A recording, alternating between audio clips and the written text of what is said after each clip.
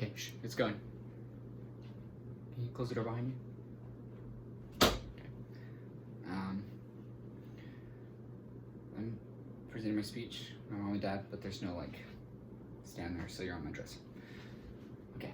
Hello, my name is Dean Skolton. This is my persuasive speech. The purpose of my persuasive speech will be to persuade the audience, which is you guys, mom and dad, that video games should be considered a real sport when participated in a competitive fashion. So let's begin. Did you know that Ninja, a popular Twitch streamer and Fortnite player, earned upwards of $18 million last year? That's 9 times more than the average NFL player's salary. Today I'll be explaining why video games that play in competitive leagues, aka esports, should be considered real sports. This is because of a player's devotion, its competitive platform, and their fans. Main point number 1, it requires practice and physical training. Esports players spend more time practicing a day than physical athletes.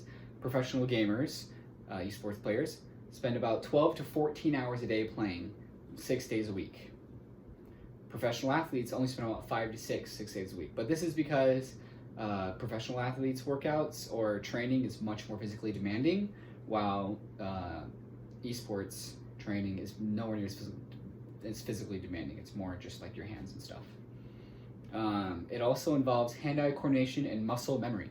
There's a lot of moving parts in video games, each unique with its own techniques and methods, and over time, muscle memory begins to form, and it makes the player better.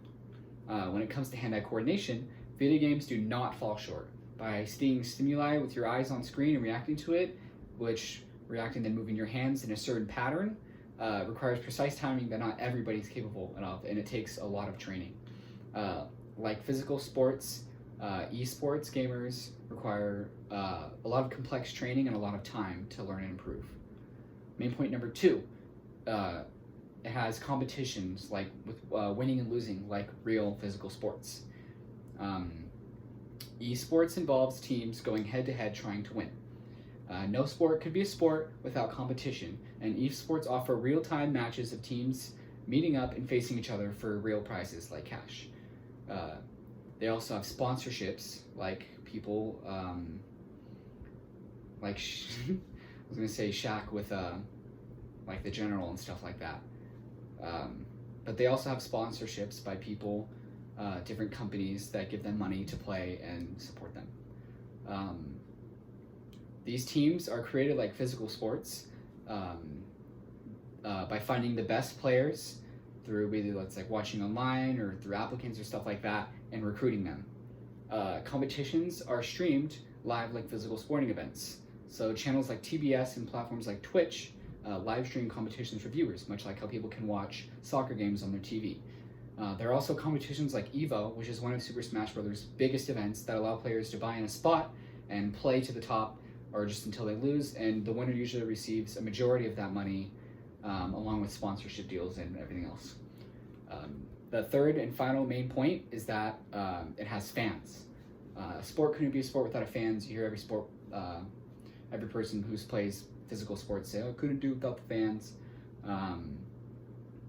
But different esports have different types of fans, much like how baseball fans are completely different than basketball fans.